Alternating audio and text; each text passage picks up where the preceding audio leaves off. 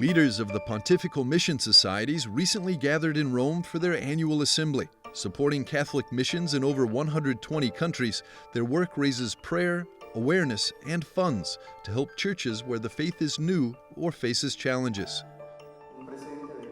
Throughout the assembly, mission directors exchanged stories and discussed how to inspire a new generation to embrace the missionary call.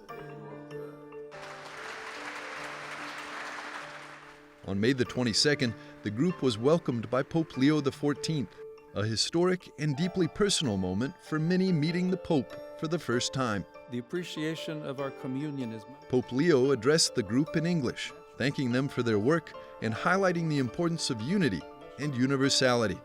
I would conclude by encouraging you to continue to be missionaries of hope among all peoples. So his message was fundamentally gratitude for the work of the Pontifical Mission Societies throughout the globe. He particularly said how important our work is with regard to World Mission Sunday to help him complete his work as the chief missionary in the church and supporting those churches that are too young, too poor, or too persecuted to be self-sustaining.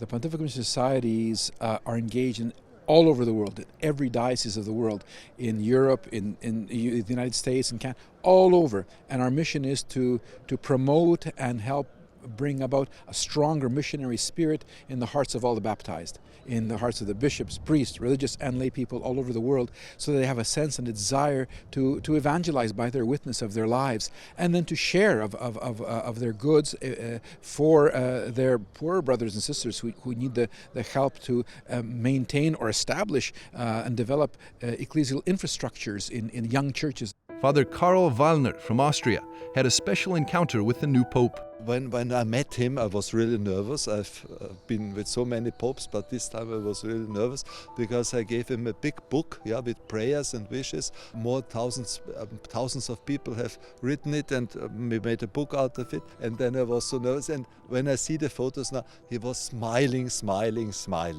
That makes me very happy, because I was so nervous that then I didn't give the book to him after the photo. I gave it directly to his secretary, and he looked and then he said, "Thank you very much."